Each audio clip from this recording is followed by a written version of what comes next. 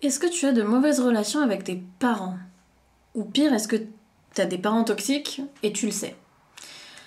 Aujourd'hui, on va voir comment faire pour que la situation s'améliore et que tu saches s'il faut définitivement couper les liens ou pas. Salut toi! Si c'est la première vidéo que tu regardes de moi, bienvenue, je m'appelle Tevi Cohn, je suis coach en développement personnel et j'aide les gens à se libérer de leurs relations toxiques.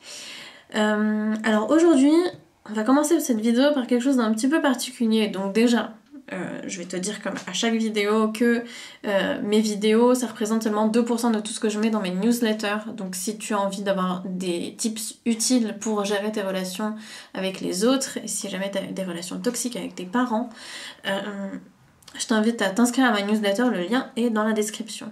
Et aussi, j'ai créé un sondage pour répondre aux besoins les plus urgents des gens qui me regardent, surtout sur les relations toxiques et sur les parents toxiques. Donc si tu as 5 à 10 minutes à me consacrer, il y a seulement 3 questions dans le sondage et t'as même pas à laisser ton adresse email ou rien du tout, c'est juste répondre à des questions, c'est pour m'aider et c'est pour que je puisse créer du contenu qui soit plus impactant et qui t'aide plus. Et j'essaye de créer aussi une formation qui sera pas très chère et qui sera en ligne pour les gens qui veulent se libérer de leurs relations toxiques, mais j'aimerais savoir comment dire, la problématique qui est la plus urgente pour toi là tout de suite maintenant et ce à quoi tu aimerais que je réponde là tout de suite maintenant. Donc voilà, donc on commence cette vidéo par ça. Donc comment savoir s'il faut se libérer de ses liens avec ses parents?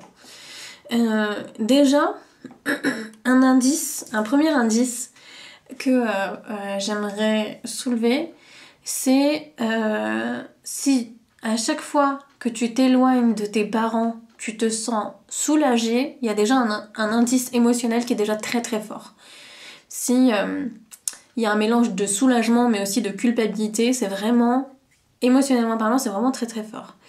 Aussi, il faut savoir que il y a certains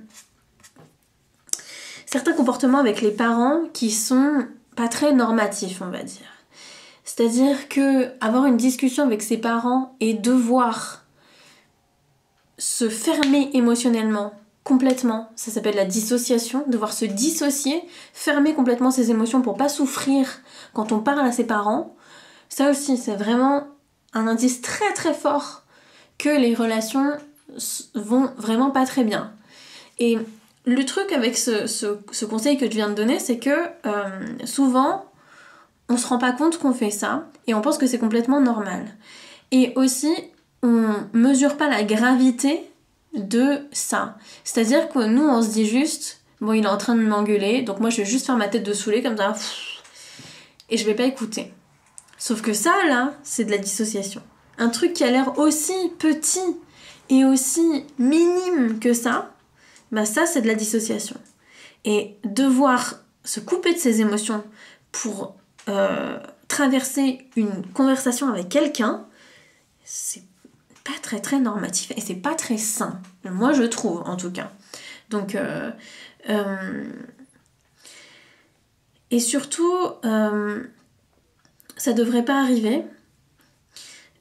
Sauf si, bien évidemment, t'as un parent qui souffre de démence, d'Alzheimer, et que s'il ou elle te dit te fait du mal, mais il n'est pas en pleine possession de ses moyens, quoi. Et cette personne n'est pas en pleine possession de faire en sorte que la situation aille mieux. Et c'est ça, en fait, l'indice le plus fort, c'est est-ce que cette personne décide d'améliorer la situation avec toi en répondant à tes besoins ou pas du tout. Si la personne n'est pas capable de le faire, n'est pas capable physiquement et psychiquement de le faire, ça va être difficile de ne pas utiliser de la dissociation pour lui parler. Et c'est une des fois où je pense que ça peut être quelque chose de sain d'utiliser de la dissociation. Mais par contre, devoir se faire engueuler tellement fort qu'on est obligé d'utiliser la dissociation et de couper toutes ses émotions, je pense que c'est un indice qui est vraiment très très fort.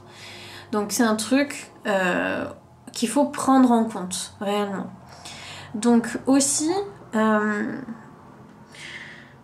il y a des choses qu'il faut aussi prendre en compte avant de se dire est-ce que je vais couper les ponts ou pas. Donc une des premières choses, c'est voilà, c'est ça. C'est est-ce que je dois. Est-ce que on peut encore améliorer la situation et est-ce que mes parents peuvent prendre en compte mes émotions et améliorer la situation en répondant à mes besoins. Si c'est pas le cas, c'est peut-être une bonne solution de s'éloigner dans un premier temps. Pardon. Mais s'éloigner sans exprimer ses besoins et sans exprimer ses émotions avant, ça représente un risque. Le premier risque, c'est retomber dans le cycle de la fuite. Je crois qu'il y a 4 F. Fight, flight, freeze, fawn. Ça, c'est le cycle du trauma. Donc, fight, combattre. Ok. Si tu peux pas combattre, flight, partir, fuir. En présence de quelqu'un qui est toxique. Ensuite, freeze. Donc, ça, c'est la dissociation. C'est ce dont je viens de parler. Si tu dois te dissocier pour faire face à la discussion, c'est qu'il y a vraiment un problème. Et le quatrième, c'est fawn. Fawn, ça veut dire flatter, faire plaisir. C'est la flagornerie, en fait, fawn. Et si tu es obligé de te soumettre à tous les désirs et tous les besoins de tes parents, même s'ils sont complètement injustifiés, changer de tenue au milieu de la journée, ne pas aller à une soirée pour rien, même si on est samedi soir et que t'es en plein pendant tes vacances et que tu peux rentrer par tes propres moyens. Enfin, je veux dire, il y a rien d'autre, il y a rien qui justifie le fait que tu puisses pas sortir et que c'est juste pour avoir du contrôle sur toi et te faire chier. C'est une bonne raison de s'éloigner un petit peu quand même, de mettre des distances. Donc, c'est une des premières choses. Exprimer ses émotions et quand tes besoins ne sont pas respectés, dire que tes besoins ne sont pas respectés et que c'est pour ça qu'il va falloir que tu prennes un peu de distance. Ok ? Et il n'y a rien de mal avec le fait de prendre de la distance avec ses parents. Ok ? Ça ne te fait pas de toi un mauvais enfant. Je sais que normalement les parents sont tous des bons parents. Qu'il n'y a pas de mauvais parents. Et je sais que normalement, tes parents, ils sont là pour répondre à tes besoins physiques, psychiques et émotionnels. Mais il y a des fois où c'est pas le cas. Et quand c'est pas le cas, il n'y a rien de mal à s'éloigner de ses parents et à couper les liens quand la situation est trop toxique pour toi. Donc voilà.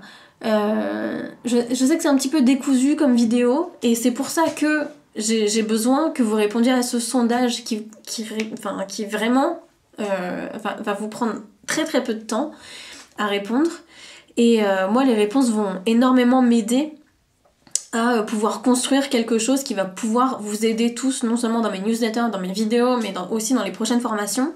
Donc n'hésitez pas à me le dire, même dans les commentaires, les sujets que vous aimeriez que j'aborde par rapport aux parents toxiques.